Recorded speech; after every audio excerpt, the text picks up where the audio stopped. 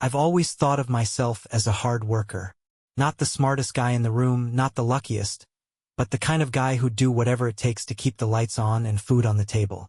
That's why, even though working as a security guard at a strip club wasn't exactly a dream job, it paid the bills. It was exhausting, sure, but it was stable, and it gave my wife, Amber, the chance to focus on the house during the day. Amber and I had been married for 6 years.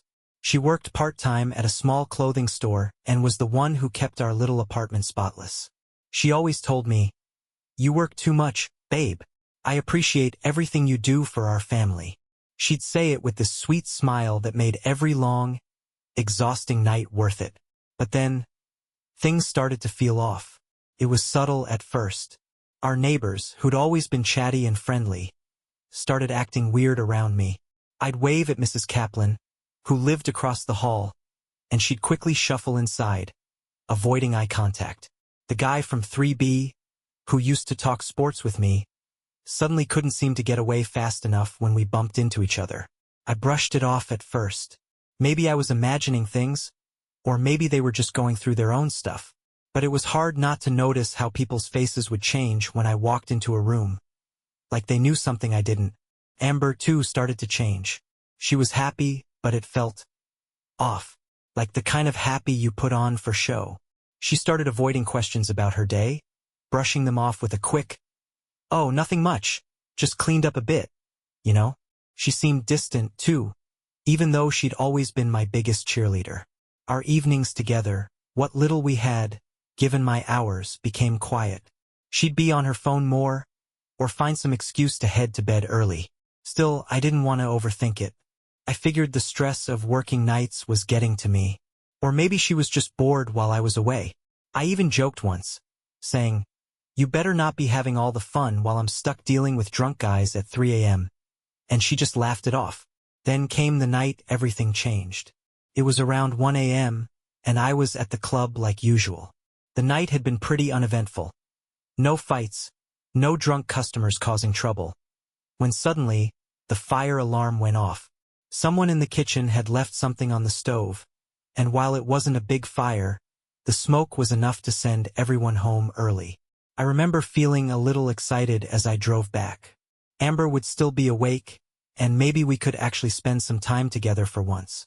When I opened the door to our apartment, the first thing I noticed was how quiet it was. No TV, no music, nothing. Amber was sitting on the couch, wearing an oversized t-shirt and shorts. Her face lit up when she saw me, or maybe it was just the shock of me being home so early. "What are you doing here?"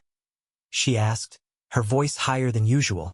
I walked in, set my keys down, and shrugged. "Small fire at work. They sent us all home." She nodded quickly, almost nervously, and I noticed she looked off. Her face was flushed, and her hair was messy, like she'd just been running, or like she'd been doing something else. I didn't say anything right away, but I could feel my stomach knotting up. Something wasn't right. I tried to shake it off. Maybe I was overthinking things. But when I leaned in to kiss her, she turned her head slightly, so my lips landed on her cheek. That was weird. Amber had always been affectionate. "You okay?" I asked, watching her closely. She fidgeted, running a hand through her hair. "Yeah, I'm just surprised to see you, that's all. I wasn't expecting you until morning." I nodded, forcing a smile. "Guess it's a nice surprise, then."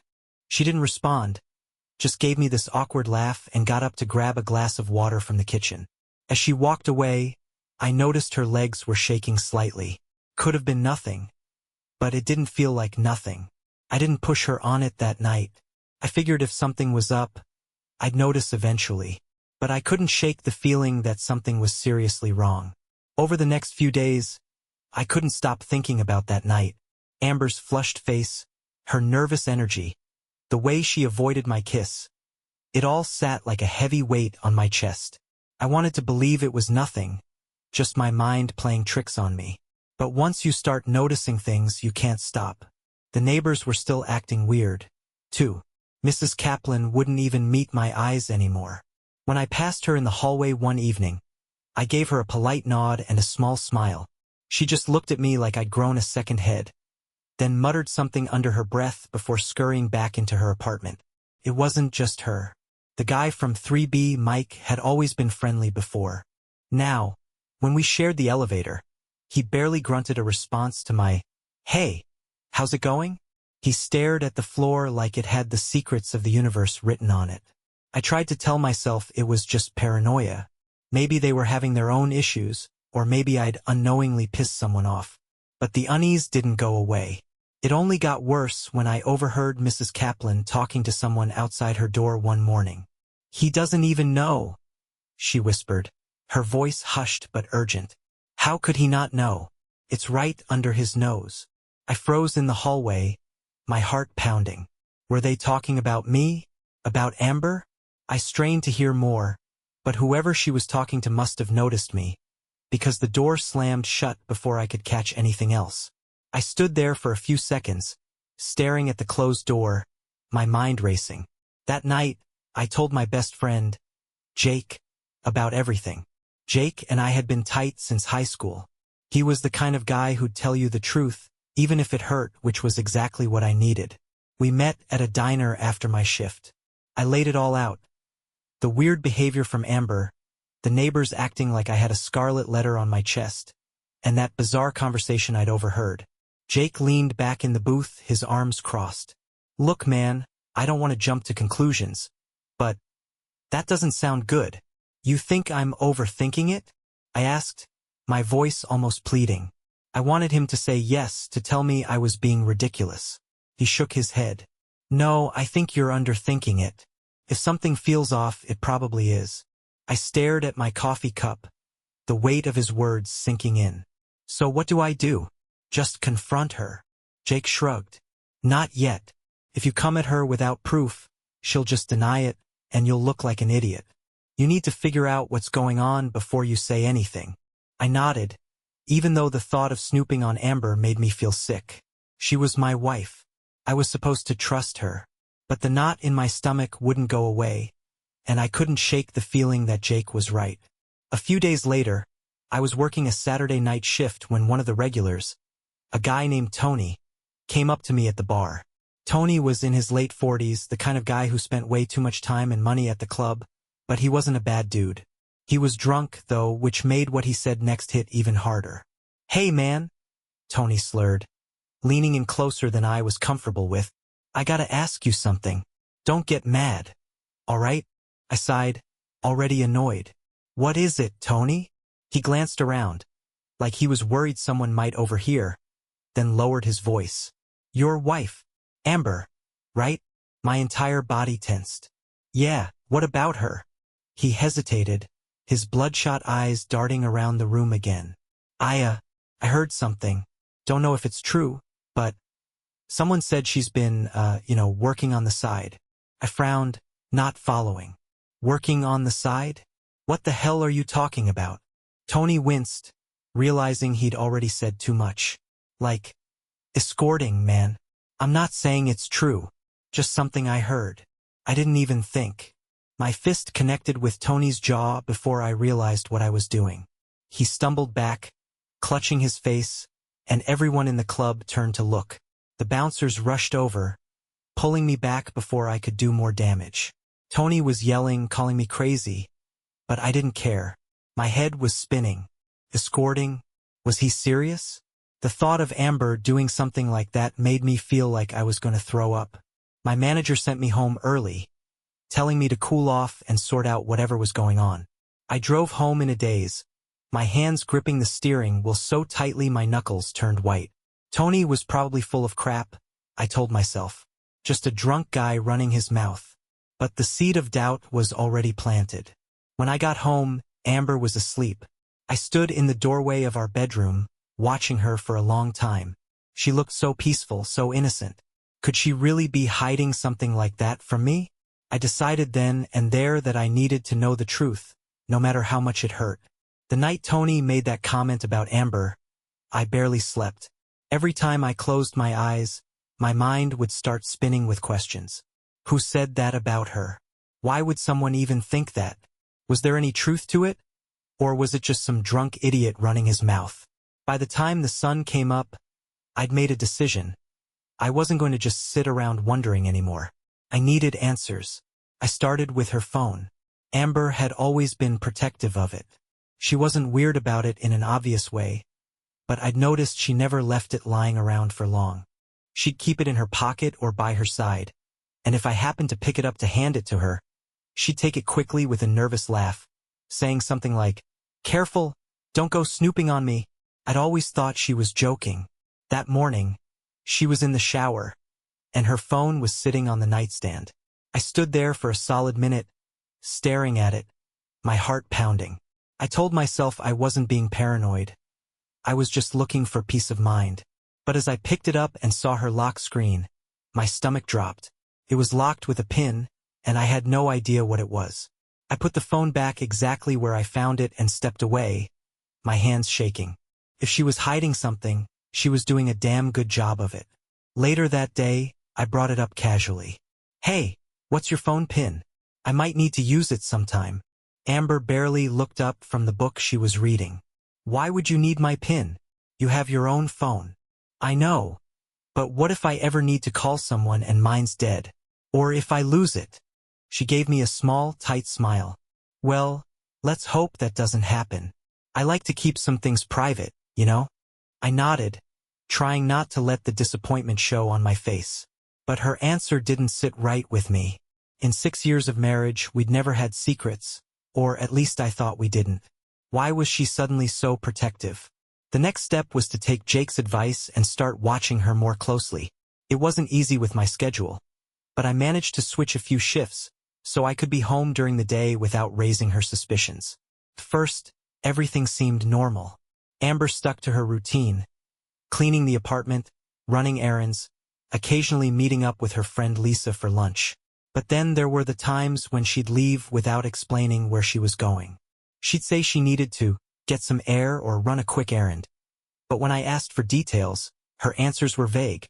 One day I decided to follow her. I hated myself for it, but I couldn't shake the feeling that something was going on. She left the apartment around 2 p.m., wearing a nice dress and makeup, more effort than she usually put in for errands. I waited a few minutes before grabbing my car keys and heading out after her. She drove downtown, weaving through traffic like she had somewhere important to be. I stayed a few cars behind, doing my best not to lose her. Finally, she pulled into a small parking lot near a row of office buildings. I parked across the street and watched as she got out of the car, looked around quickly, and walked toward one of the buildings. I waited for a minute trying to decide what to do. Then I saw her meeting someone. A man. He was tall, well-dressed, and a little older than me. They talked for a few minutes, then went inside together. My hands were shaking as I sat there, staring at the building. My first thought was that it could have been nothing. Maybe it was a work thing or a friend I didn't know about. But deep down, I knew better. The way she'd looked around before meeting him, like she was making sure no one was watching. It wasn't normal. That night, I couldn't keep it to myself any longer. I told Jake everything. "You followed her?" he asked, raising an eyebrow. "Yeah. I know it's messed up, but I didn't know what else to do. She met some guy downtown, and they went into a building together." Jake leaned forward, his expression serious. "And you're sure it wasn't like a coworker or something?" "She doesn't work downtown," I said, shaking my head. "And even if she did, why wouldn't she tell me? Why the secrecy?" He nodded slowly. "All right, look. I know this sucks, but you've got two choices. Either confront her now, or keep digging until you have actual proof." I didn't know what to say. Confronting her without solid evidence felt like a bad idea. But the thought of waiting any longer, of pretending everything was fine, made me feel sick. "Keep digging," Jake said, as if reading my mind. "If there's nothing going on, you'll know for sure. But if there is, you need to be ready for it." A few days later, I decided to take a night off from work. I told my boss I wasn't feeling well and headed home early. Amber wasn't expecting me, and I wanted to see what she did when she thought I wasn't around. When I walked in, the apartment was dark. I thought maybe she wasn't home, but then I heard voices coming from the bedroom. My heart stopped. I crept down the hallway, every step feeling like it took an eternity. When I reached the door, I pushed it open just enough to see inside. Amber was sitting on the bed, talking on the phone. Yeah, he's working tonight, she was saying, her voice low. We've got a few hours. I stepped back, my mind racing. Who was she talking to? What did she mean by "we've got a few hours"? I didn't confront her then. I needed more time to process, to figure out what my next move would be. But as I stood there, listening to her laughter echo down the hallway, I realized something I'd been avoiding all along. This wasn't in my head. Something was definitely going on.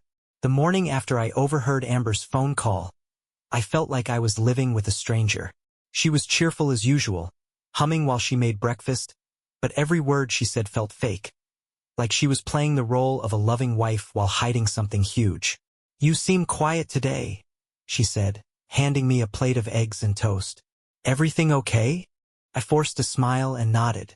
Yeah, just tired. Work's been a lot lately. She leaned over and kissed my cheek, and for a moment, I almost believed everything was normal. Almost. I couldn't tell her what I'd heard. Not yet. Jake's words kept ringing in my head. If there's nothing going on, you'll know for sure. But if there is, you need to be ready for it. The problem was I wasn't ready. Not even close. That night I couldn't sit still. Amber had gone to bed early, and I sat in the living room, staring at the wall, trying to piece everything together. The vague errands, the secretive phone calls, the man she'd met downtown. It all pointed to something, but I didn't have proof. Not yet. Then an idea hit me, her laptop. Amber had an old laptop she rarely used, but I'd seen her on it a few times recently. It was sitting on the coffee table, and I couldn't resist. I opened it up, hoping there wasn't a password. No luck, it was locked. But as I stared at the screen, I remembered something. A year ago, Amber had asked me to help her reset her password when she forgot it. She'd used our anniversary date as the hint. It was worth a shot. I typed in the date. The screen unlocked. My heart was pounding as I started going through her files. At first, there was nothing unusual, just pictures, some old work documents, and random PDFs. But then I opened her email, and everything changed. There were messages from an address I didn't recognize. The subject lines were vague, Thursday, and need to reschedule. But the content made my blood run cold.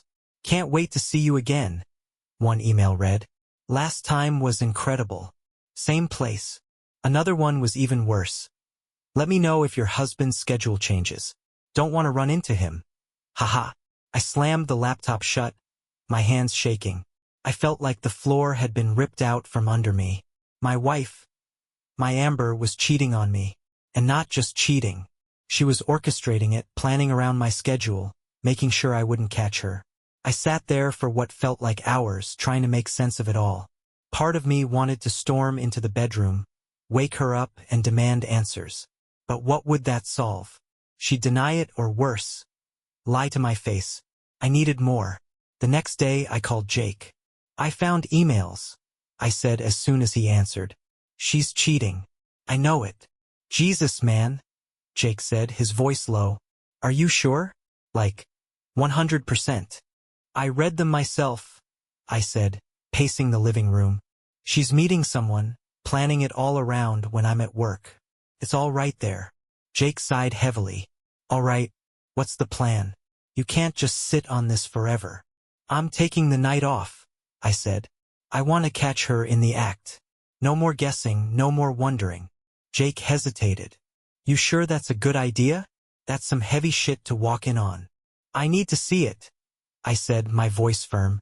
I need to know for sure. That night, I told Amber I was heading to work as usual. She kissed me goodbye, smiling like everything was normal, and I felt like I was going to be sick. I drove around the block and parked a few streets away, waiting in the car with the lights off. My heart was racing, and my hands were sweating on the steering wheel. An hour passed. Then two. I was starting to wonder if I was wrong when I saw headlights turning into our driveway. Car I didn't recognize. I watched as two men got out. Two. My stomach twisted into knots as they walked up to the door and let themselves in like they'd done it 100 times. I sat there, frozen, my mind racing. I'd expected to find her with one man, maybe the guy from downtown. But two?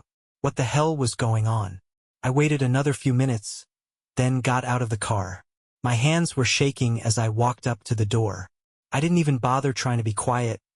I just pushed it open and stepped inside. The sounds hit me before I even saw them. Laughter, muffled voices, and something else.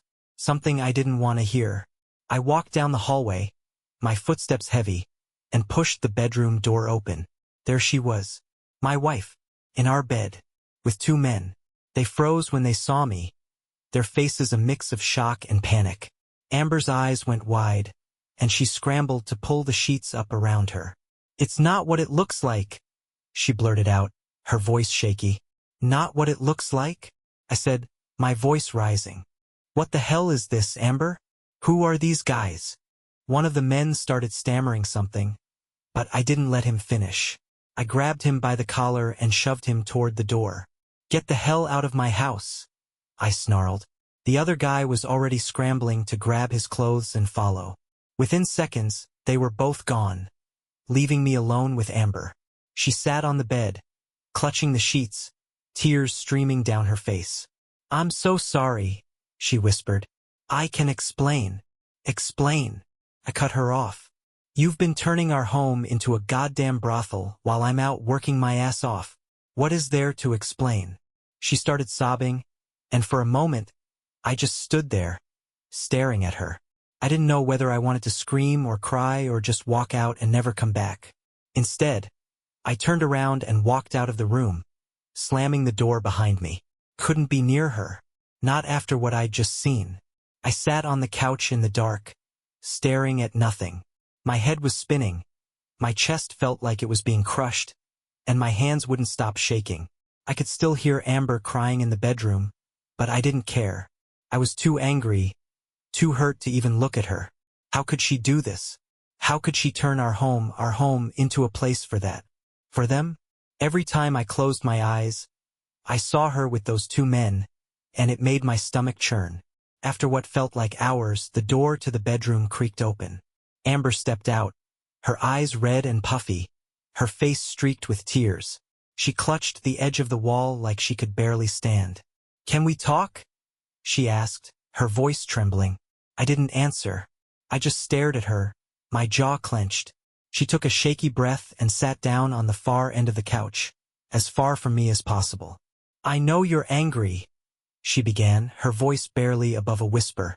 "You have every right to be, but please let me explain."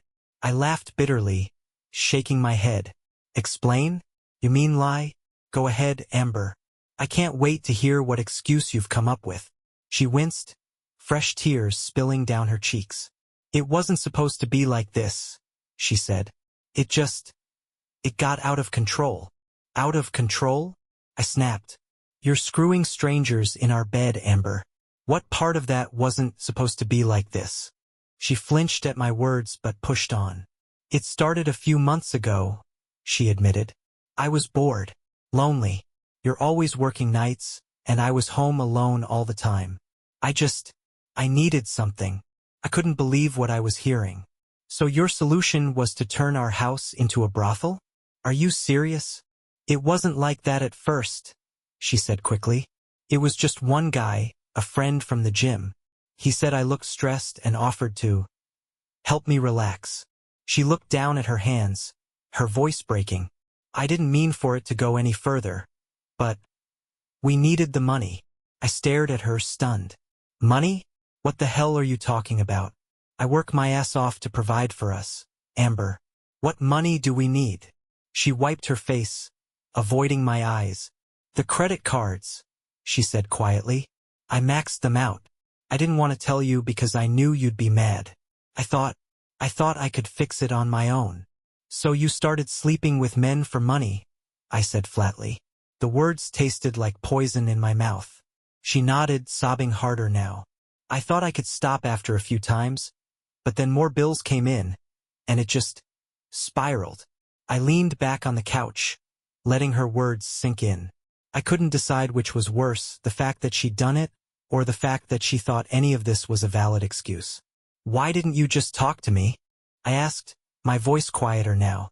"Why didn't you tell me we were in trouble?" I didn't want you to think I was a failure, she whispered. You've always been the strong one, the provider. I didn't want you to know I couldn't handle it. Her words hit me like a punch to the gut. Part of me wanted to feel sorry for her, to believe she'd done all this out of desperation. But the other part, the bigger part, was furious. She hadn't just betrayed me. She destroyed the life we'd built together. And for what? To cover up her own mistakes? I can't do this right now, I said, standing up. I need some air. Please don't go, she begged, grabbing my arm. We can work through this. I love you. I pulled my arm away, my voice cold.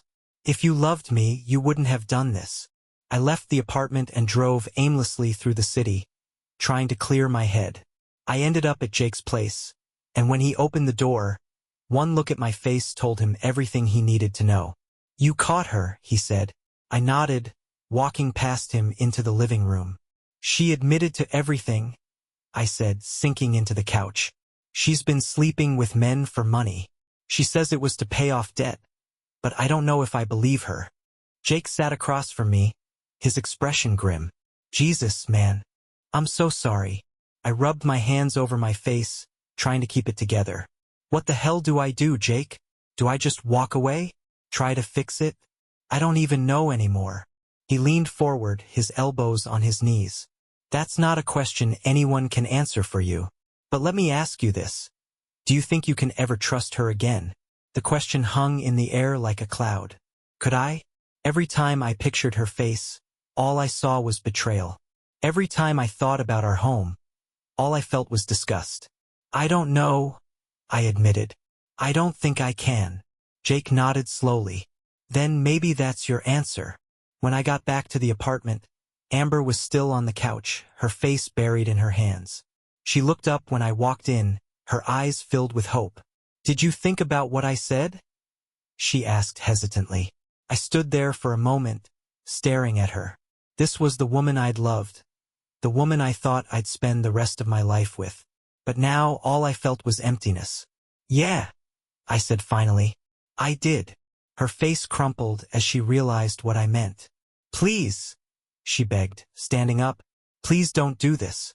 I'll do anything to fix it. You already did enough, I said, my voice steady. I'm done, Amber. Her sobs followed me as I grabbed my jacket and walked out the door, slamming it behind me. I didn't go back to the apartment that night. Instead, I found myself parked in an empty lot behind an all-night diner, staring at the glowing "Open 24 hours" sign like it held the answers to all my problems. My phone buzzed on the passenger seat for what felt like the 100th time. Amber's name lit up the screen again, but I didn't have it in me to pick up. I couldn't listen to her apologies anymore. Not now, maybe not ever. Instead, I called Jake. You out driving again? He asked when he answered. Yeah, I couldn't stay there. Where are you now? Behind the old diner off Route 6. Just sitting. Stay there, he said. I'm coming to you. Jake showed up 20 minutes later, his truck pulling up beside my car.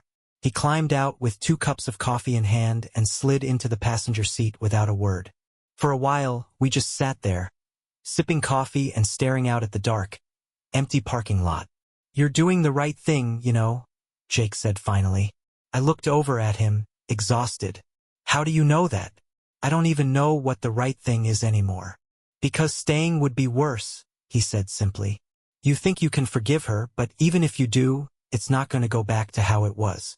You'll always wonder, always second-guess everything she says and does. That's no way to live, man. I knew he was right, but it didn't make the pain any easier to bear. The next morning, I went back to the apartment to pack a bag. Amber was waiting for me when I walked in, her face pale and drawn. She looked like she hadn't slept at all, and her voice was hoarse from crying. You're leaving, she said quietly. I didn't answer. I walked past her to the bedroom and started throwing clothes into a duffel bag. She followed me, standing in the doorway, her hands twisting nervously. Where are you going? She asked. Jake's, I said shortly. For how long? I zipped the bag and slung it over my shoulder. I don't know. Maybe a while. Maybe forever. Her face crumpled, and she let out a choked sob. Please don't do this. I know I screwed up. God, I know I did. But we can fix this. I'll go to therapy or counseling or whatever you want. I'll spend the rest of my life making it up to you. I paused in the doorway, looking back at her. Why, Amber? I asked, my voice breaking. Why did you do it? Was it really just about the money? Or was it more than that? She wiped her face, shaking her head. I don't know. Started as money, but then, I don't know. I was lonely, and I felt trapped, and I made the worst mistake of my life. But I love you. I swear I do. I laughed bitterly. Love? Is that what you call it? Because it sure as hell doesn't feel like love from where I'm standing. She opened her mouth to say something else, but I didn't wait to hear it. I walked out, slamming the door behind me. For the next few days, I stayed at Jake's place. He gave me space when I needed it and talked me through the worst moments when I didn't. It was strange, being away from Amber, from the life I thought we'd built together. I felt unmoored, like a ship drifting in open water with no anchor. But slowly, the anger started to outweigh the sadness. I thought about all the nights I'd spent working my ass off while she was doing God knows what behind my back. I thought about the lies, the excuses, the way she'd smiled at me like nothing was wrong. The more I thought about it, the more I realized I couldn't go back. One night, Jake handed me a beer and sat down across from me. What's your next move? He asked. I don't know, I admitted. File for divorce, I guess. Find a new place. Start over. Jake nodded. Good. You need a clean break. Burn the whole thing down if you have to, but don't let her drag you back in. She made her choices. Now it's time for you to make yours. The next day, I started making calls. I contacted a lawyer to discuss the divorce and asked Jake if he knew anyone who could help me find a new place to live. By the end of the week, I had the paperwork started and a lead on a small one-bedroom apartment across town. I also sent Amber a message, telling her I'd be coming back to the apartment to pick up the rest of my stuff. She didn't reply, which was just as well. I didn't want another emotional scene. When I walked in, the apartment felt different.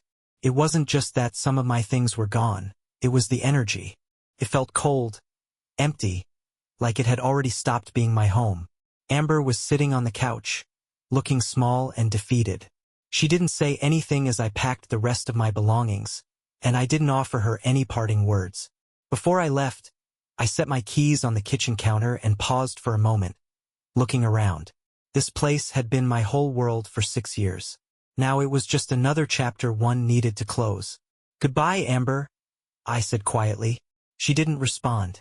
That night, as I sat in my new apartment, surrounded by boxes and silence, I felt something I hadn't felt in days.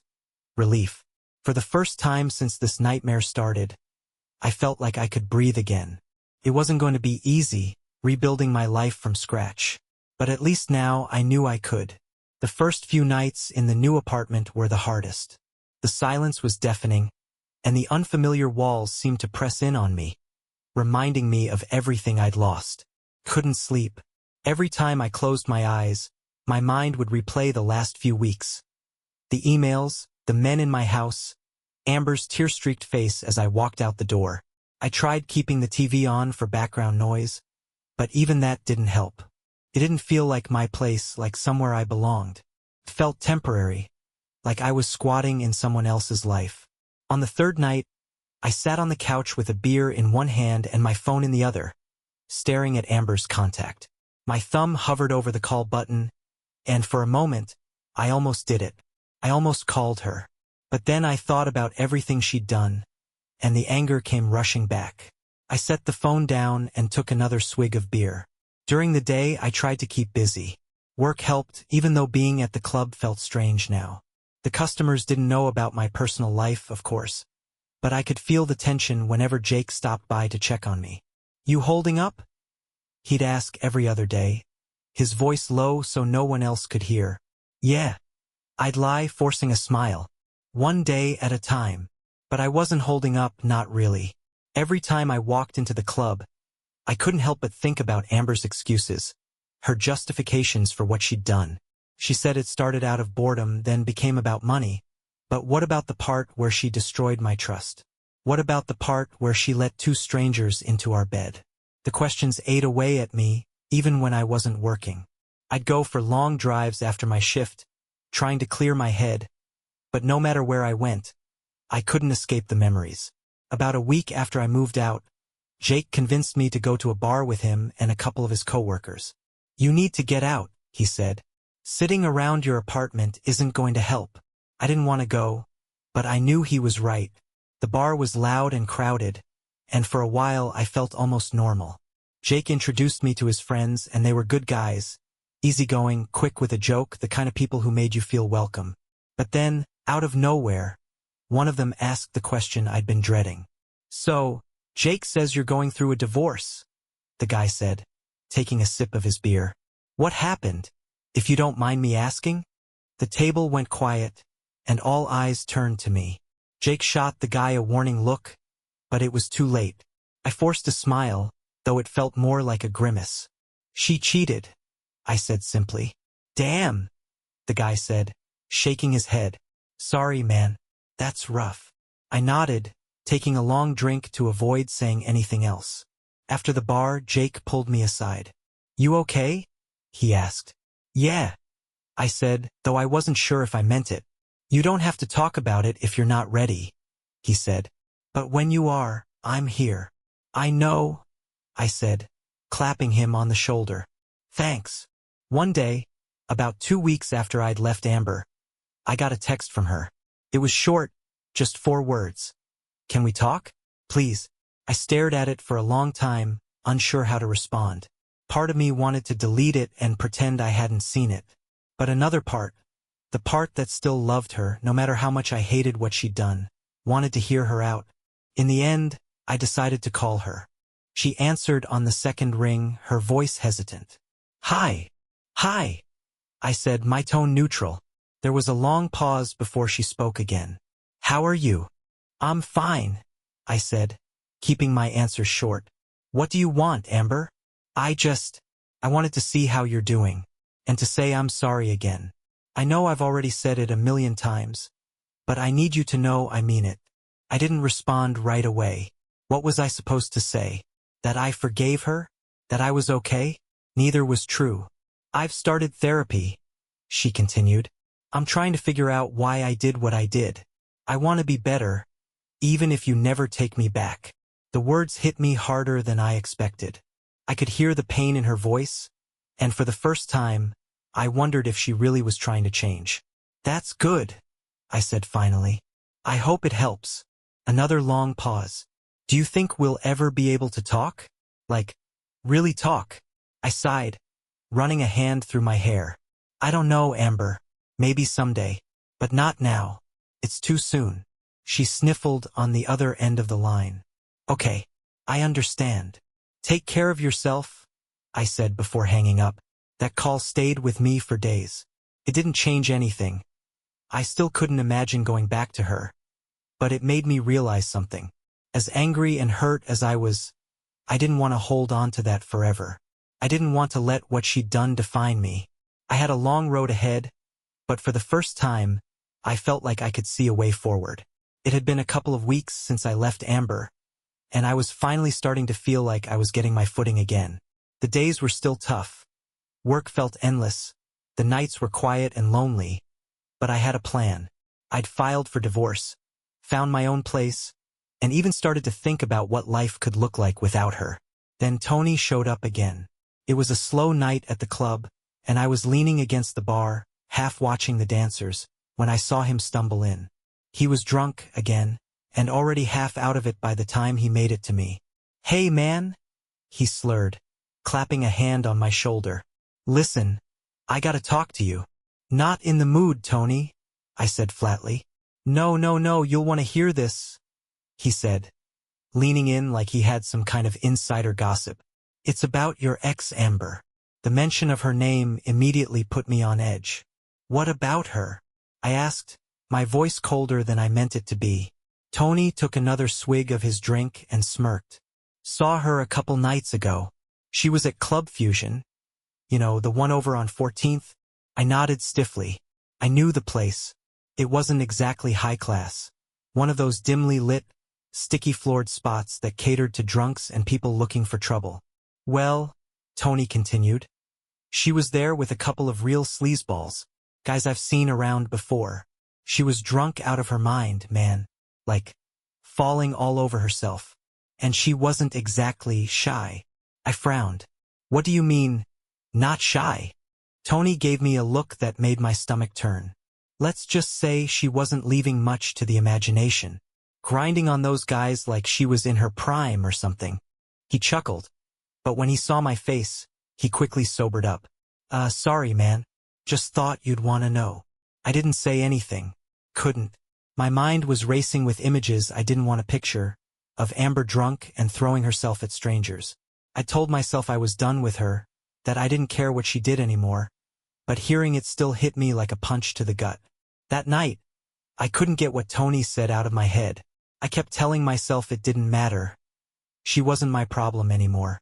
But the thought of her spiraling, of her turning into this version of herself I barely recognized, made me sick. The next day, I decided to call her. When she picked up, her voice was groggy, like she'd just woken up, or like she was still drunk. Hello? She mumbled. Amber, I said sharply. It's me. There was a long pause and I heard faint voices in the background. Male voices. My stomach twisted. What do you want? She asked, her words slightly slurred. Are you drunk? I asked, my voice rising. No, she said quickly, though it was obvious she was lying. Don't give me that, I snapped. I know you've been out drinking and doing God knows what. Tony saw you the other night at Fusion. What the hell are you doing, Amber? What I do isn't your business anymore. She shot back, her tone defensive. You're my wife. I started, then stopped myself. No, you were my wife. And now you're out getting wasted and hanging around with scumbags? You're better than this, Amber. Or at least I thought you were. She laughed bitterly, the sound sharp and ugly. You don't know anything about me. Maybe I don't, I said, anger bubbling to the surface. But I do know this, whatever you're doing, it's pathetic. You're throwing your life away. For what? Tension? Money? You think those guys you're hanging out with give a damn about you? Why do you care? She snapped. You left. You don't want me anymore. Remember? Because I still care about who you used to be, I shouted. The person I married. The person I worked my ass off for. I don't even know where she went. There was silence on the line, and for a moment, I thought she might say something. But then I heard a man's voice in the background. Who's that? He asked, sounding annoyed. None of your business, Amber snapped at him, but the damage was done. I laughed bitterly into the phone. That's it, huh? Just one guy after another. Screw you, she hissed. You don't get to judge me. I'm not judging you, I said, my voice cold. I'm just done with you. Before she could say anything else, I hung up. The second I put the phone down, I felt a wave of relief wash over me. It was like a weight I hadn't even realized I was carrying had been lifted. That phone call was the last straw. Whatever tiny part of me had still been holding on to the idea of fixing things was gone. Jake came by later that night, and when I told him about the call, he just shook his head. You did the right thing, man. She's a mess and you can't fix that. She's got to want to fix herself. I know, I said quietly, but it's hard to let go, you know? Even after everything, there's still this part of me that remembers what we had. Jake clapped a hand on my shoulder. That's normal, but you've got to focus on you now. She's not your responsibility anymore. That night, I lay in bed and thought about all the things Jake had said, all the things I told Amber. For the first time in weeks, I felt like I had some clarity. Amber was gone. The woman I'd married, the woman I'd loved, didn't exist anymore, or maybe she never had. What was left was someone I didn't recognize, someone I didn't want to know. And for the first time, I felt like I could finally let her go. After that call with Amber, everything felt empty. The anger, the sadness, even the bitterness. It all felt like it had drained out of me, leaving nothing behind. I'd spent so much time feeling betrayed, so much time trying to piece together what went wrong, that I didn't know who I was without that weight on my shoulders. But something shifted after I hung up the phone that day. I realized I couldn't keep living in that space anymore. Amber wasn't coming back, and honestly, I didn't want her to. What I needed now wasn't closure from her. I needed to rebuild myself. The first thing I did was throw myself into work. The nightclub wasn't glamorous, but it gave me a reason to get out of bed every day. I'd show up early, stay late, and take every shift I could get. The job was rough. Breaking up fights, dealing with drunks, and spending long nights on my feet. But it kept me busy, and for a while that was enough. But then, as the months went by, I started feeling stuck. I'd look at my reflection in the mirror after a shift, my uniform wrinkled and my eyes bloodshot, and wonder, is this it? Is this where I was going to be in 5 years? 10? One night, after a particularly rough shift, I sat down with Jake. We were at a 24-hour diner, splitting a plate of greasy fries and drinking coffee that tasted like it had been sitting out for hours. I can't keep doing this, I said, staring at the mug in front of me. Jake frowned. What do you mean? This job, this life, it's not enough anymore, I said.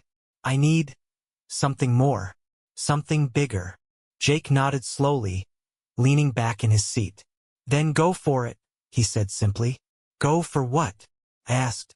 It's not like I have a ton of options. Come on, man, he said, smirking. You've got skills. You're smart, disciplined, good with people. You could take this experience and do something with it. I didn't say anything at the time, but his words stuck with me. Over the next few weeks, I started looking into my options. I'd heard about elite security training programs, places that train people to work as personal bodyguards or in high-end security roles. The more I researched, the more it felt like something I could actually do. The program I applied for wasn't cheap, and it wasn't easy either. It required months of physical and mental training, and I had to pass a rigorous background check before they'd even consider accepting me. But for the first time in years, I felt excited about something. When I got the acceptance email, I couldn't believe it. Jake was the first person I called. I'm in, I said, grinning for the first time in what felt like forever. Hell yeah, man, Jake said, his voice full of pride. You're gonna kill it. The training was intense. It wasn't just about learning how to protect clients. It was about anticipating threats, staying calm under pressure, and thinking on your feet. We trained for everything from crowd control to defensive driving to close-quarters combat. By the end of the program, I felt like a completely different person. My first assignment was working security for a corporate executive. The job was straightforward. Escort him to meetings, keep an eye on the surroundings, and make sure he got home safely. It was a good first step, but it wasn't exactly thrilling. Then came the call that changed everything. I was in between assignments when I got an offer to work for a high-profile celebrity. Her team needed someone discreet, professional, and experienced, and my name had come up. I couldn't believe it. It was the kind of job you dream about but never think you'll actually get. The client, whose name I won't share because, well, I can't, was a household name. She was everywhere, movies, magazines, social media. Protecting someone like her wasn't just a job. It was a full-time commitment. The work was demanding, but I thrived under the pressure. I traveled with her to events, shielded her from overeager fans and paparazzi, and even managed a few tense moments with some uninvited guests at her private parties. But it wasn't all business. Spending so much time together, it was inevitable that we'd get to know each other on a personal level. She was nothing like I'd expected, down-to-earth, funny, and surprisingly vulnerable. Over time, we developed a connection. It wasn't something I planned, and it wasn't something I pursued. But it happened. The romance was brief, and we both knew it couldn't last. Her life was too chaotic, too public, and I wasn't interested in being part of that world long-term. When it ended, it was mutual, and we remained on good terms. But that relationship, brief as it was, taught me something important. I was capable of moving on. I was capable of loving again. It also reminded me that my life didn't have to be defined by my past. After a couple of years in the personal security world, I started thinking about the future. The work was fulfilling, but it was also exhausting. I couldn't imagine doing it forever, but I wasn't ready to walk away from the security world entirely. That's when Jake came to me with an idea. "You ever think about starting our own company?" he asked one night over beers. I laughed. "Our own company? You serious?" "Why not?" he said. "You've got the experience, I've got the connections. We'd make a hell of a team." The more we talked about it, the more the idea started to make sense. We spent weeks working on a business plan, meeting with potential clients, and building a team of trusted professionals. It was a leap of faith, but it paid off. Within a few years, our company was thriving. We started with small contracts, event security, private parties, but as our reputation grew, so did our client list. By the time we hit our 5th year in business, we were working with Fortune 500 companies, celebrities, and even a few international clients. For the first time in my life, I felt like I'd built something that was truly mine. But the biggest change in my life wasn't my career, it was Sarah. If someone had told me 5 years ago, back when my life was crumbling, that I'd be where I am now, I would have laughed in their face. But here I was, co-owner of a successful security business, financially stable, and finally living a life that felt like it belonged to me. But as much as the business had given me purpose, it was Sarah who truly changed my life. We met at a charity gala we were providing security for. It wasn't exactly the romantic setup you see in movies. I was there to do a job, and she was running around with a clipboard, organizing volunteers and making sure everything ran smoothly. She was wearing this simple blue dress, her hair pulled back in a way that showed off her warm smile and those sharp, intelligent eyes. She came over to ask if I could help with crowd control near the entrance, and I remember joking, "Anything for the boss." She laughed, and that was it, I was hooked. First, I thought it was just a crush. I figured I'd admire her from afar, do my job, and move on. But Sarah had this way of pulling people in, making you feel seen, even when she was juggling a dozen responsibilities. After the event wrapped up, I worked up the nerve to ask her out. "I'm usually better at keeping things professional," I said, feeling more nervous than I had in years. "But would you want to grab coffee sometime?" She smiled, tilting her head slightly. "Are you asking me out, Mr. Security Guard?" I laughed, rubbing the back of my neck. "Maybe. Is that a yes or a no?" She grinned. "It's a yes." From the first date, everything just felt easy. With Sarah, there were no games, no second-guessing, no trying to figure out what the other person was thinking. She was honest, straightforward, and kind in a way that caught me off guard. She was also fiercely independent. I remember offering to help her carry some supplies for a charity project, and she waved me off, saying, "I've got it. Don't go thinking I'm helpless just because you've got muscles." We both laughed, and in that moment, I realized just how different she was from anyone I'd ever been with. Our relationship grew naturally. She met Jake early on, and he gave me his seal of approval after their first conversation. "She's a good one," he said. "Don't screw this up." I didn't. Within 2 years, we were married in a small, intimate ceremony. No big productions, no flashy venues. Just the people we cared about most, gathered in a garden under a clear blue sky. When Sarah walked down the aisle, her eyes locked on mine. I knew I'd finally found what I'd been searching for all along. Life with Sarah was everything I didn't know I needed. She kept me grounded, supported me through the ups and downs of running a business, and reminded me what it felt like to truly be loved. And then, about a year ago, we found out we were going to be parents. I'll never forget the moment she told me. I'd just gotten home from a long day of meetings, and she was sitting at the kitchen table, smiling nervously. "Is everything okay?" I asked, setting my bag down. She nodded, holding out a small, white stick. "Better than okay," she said, her voice trembling. It took me a second to process what I was looking at. "Wait, are you serious?" She laughed, tears streaming down her face. "Yeah, we're having a baby." I pulled her into my arms, holding her tight as the reality of it hit me. I was going to be a dad. Now, as I sit here writing this, Sarah is 8 months pregnant, and we're expecting a little girl. We've already picked out a name, Emma Grace. Every night, I talk to her belly, telling Emma stories about the life she's going to have, the people she's going to meet, and all the love waiting for her.